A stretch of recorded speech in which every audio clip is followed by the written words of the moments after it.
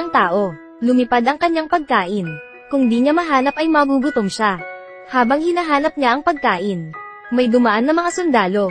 Tumulo naman ang laway niya dahil sa tinapay ng babae. Nakita naman siya ng sundalong si Robert. Alam niyang gutom na ito. Kaya binigyan niya ito ng biskwit. Kinain naman ito ng aso. Pero di ito sapat sa kanyang kagutuman. Kaya sumunod siya sa mga sundalo.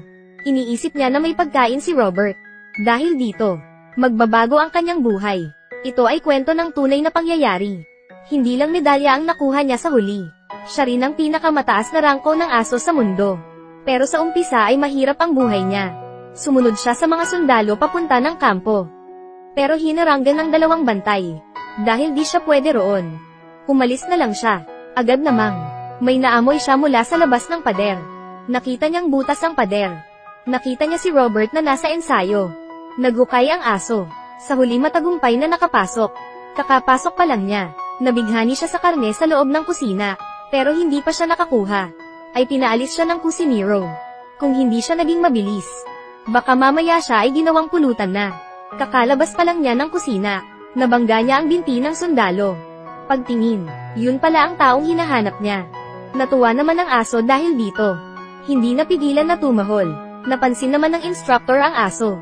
Nang makita ang aso, tinanong niya ang sundalo kung kanino ito. Para bang naintindihan ng aso ang tanong. Tumingin siya kay Robert. Nagpanik naman si Robert. Agad niyang sinenyasan ang aso na umalis. Pero nagulat si Robert, dahil hindi naman pinaalis ng guro ang aso. Sinabihan siya na alagaan niya ito. Sa command ng leader, tumindig din ito ng tikas gaya ng sundalo. Dahil kakaibang aso siya, pati ang leader ay napatawa. Kaya ganito, nagsimula na si Robert ang aso sa buhay nila. Araw-araw ay sumusunod ang aso sa kanila. Sa umpisa hindi pa niya alam ang kaliwa at kanan. Pero sa pagtagal ng oras, unti-unti na ring natuto ang aso. Kahit anong command ng leader, magagawa niya ang kilos na ukoy dito. Kahit sa mga drill ay hindi rin siya magpapatalo. Mabuti rin siyang tagatulong. Kapag matapos ang mga sundalo sa pag-insayo, ibibigay niya ang papel sa leader. Unti-unting, naging parte na ang aso ng kanilang buhay. Pinangalanan din siya ni Robert na Stubby. Dahil meron na siyang pangalan. Sobrang natuwa si Stubby. Ngayon, biglang dumating ang general. Nang makita si Stubby, nagalit siya dahil kampo raw ito at hindi zoo. Tinanong kung saan galing ang aso.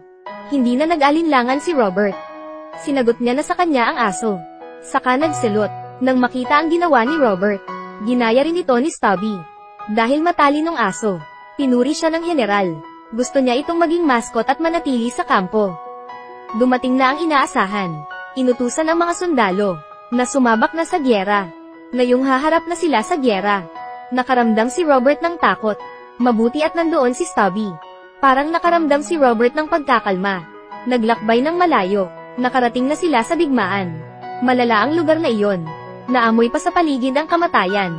Hindi sila tuloy mapalagay. Ang mga kasama naman, ay wala ng gana at pagod na. Di nagtagal. Hinabol ni Stubby ang daga, na nagnakaw ng pagkain. Pagkatapos magbantay ng buong gabi, nakita nila ang unang liwanag. Pero ito ang tahimik bago ang gulo. Biglang may sumabog, nasabugan ang kanilang kasama. Nang makita ito, natakot naman si Stubby. Sa oras na ito, may isa pang bambang lumipad. Binuhat ni Robert si Stubby. Nang mawala ang usok, mabuti na okay lang sila. Agad namang, napansin ni Stubby na may kakaiba. Hindi na siya natakot, lakas loob na tumakbo ito. Nahukay niya ang sundalo. Saka tumahol para humingi ng tulong. Mabuti at nakita agad, at nailigtas ang buhay nito. Nagpasalamat siya kay Stubby. Di nagtagal, dinala sila ni Robert para mag-spy sa kalaban. Nakita nila ang mga ito. Magpapalipad sila ng gas na may lason. Hindi pa huli, kailangan nilang sabihan ang mga aksama. Pero habang pabalik, nakita sila ng kalaban. Sa oras na ito, nakita ni Stubby ang nagtatagong kalaban. Nang tinurukan nito si Robert, tumalon si Stubby kay Robert para makailag. Pero ang malas ay, dahil nagulat ang mga kabayo, tumakbo ito. Kritikal na sandali, nilabas ni Robert ang gas mask. Para ipaalam ni Stubby sa lahat. Sumunod naman si Stubby. Tumakbo siya ng mabilis pabalik. Agad namang, nagpalabas ng kanya ng kalaban. Isang malaking tunog, na puno ng lason ang langit. Mabuti na lang, nakaabot pa si Stubby sa kampo. Kinagat niya ang gas mask ng sundalo. Saka tumahol. Naintindihan naman siya ng sundalo. Matapos niyang sinuot, pinaalam na rin sa lahat. Pagkatapos, tumakbo si Stubby sa kampo. Nilabas niya ang gas mask para sa mga sundalo. Sa tulong ni Stubby, nakaiwas sila sa peligro. Sa oras na iyon, nagpaputok na ng pangalawang kanya ng kalaban. Papunta iyon sa mga nakatira doon. Kritikal na sandali, mabilis na nakarating si Stubby sa leader. Tumahol-tahol siya rito. Napansin nila na may mali. Tumingin sila sa langit, parating na ang lason. Agad silang nagsuot ng mask. Saka sinara ang bintana. Sa oras na ito, nakarating na rin si Robert at sinundo si Stubby. Binasa ng kasama ang tuwalya. Saka tinakpan ang mukha ni Stubby. Sa sandaling ito, napuno ng lason ang paligid.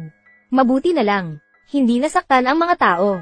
Dahil dito, tinuring nilang bayani si Stubby. Nagpasalamat ang mga tao sa kanya. Kahit nasira ang plano ng kalaban.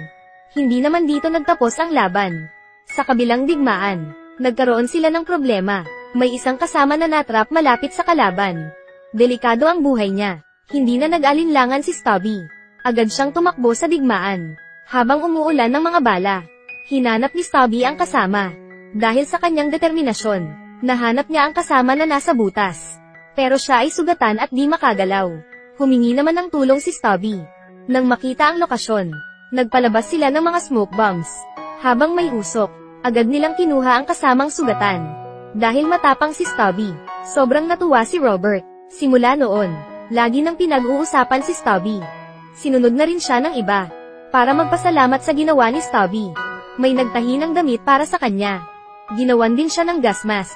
Ilang buwan pa, ang labanan ay naging mas malala pa. Gusto silang patayin ng kalaban. Inatake na sila. Sa gitna ng laban, may 3 kalaban ang gustong magnakaw. Pero umatake si Stubby. Walang takot na lumapit si Stubby. Nang hinabol siya ng mga kalaban, nasa likod pala sina Robert. Sa pagkakaisa nila, nakontrol nila ang 3 kalaban. Di nagtagal, naghagis ng bomba ang kalaban. Napadpad ito sa likod ng sundalo. Kritikal na sandali, mabilis na kinuha ni Stubby ang bomba. Matapos sumabog, nakahiga na lang si Stubby sa lupa. Dahil malala ang sugat, kailangan siyang dalhin sa ospital. Simul nang umalis si Stubby. Namimiss siya ni Robert palagi. Minsan nai-imagine pa niya. Pero sa huli ay nadismaya lang. Ilang buwan pa, unti-unting gumagaling si Stubby. Namimiss niya rin si Robert. Kaya lumabas siya ng ospital.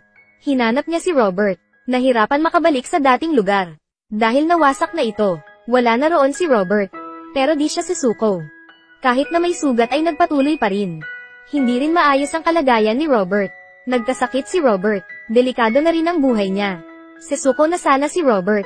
Biglang may dumating sa harap niya. Nang makita si Stubby, nagkaroon ng pag-asa si Robert. Sa tulong ni Stubby, unti-unting gumaling si Robert. Ilang buwan pa, bumalik sila ulit sa digmaan. Habang nagpapahinga, napansin ni Stubby na may mali. Sinundan niya ang pang-amoy. Nakita nila ang isang suspesyadong tao. Tinulak niya si Stubby. Mukhang may masamang mangyayari. Mabuti at nakarating din sina Robert. Isang spy pala ito. Palihim siyang pumasok para makakuha ng impormasyon. Dahil sa katapangan ni Stubby, nagpasya silang gawin siyang sergeant. Ang kanyang kwento ay kumalat na rin sa mga balita. Di nagtagal, nakatanggap sila ng mabuting balita. Sumuko na ang kalaban. Ibig sabihin tapos na ang digmaan. Matapos ang ilang taon ng labanan, sa wakas nakauwi na rin sila. Pagbaba nila ng barko, nakatanggap ng pagbati si Stubby.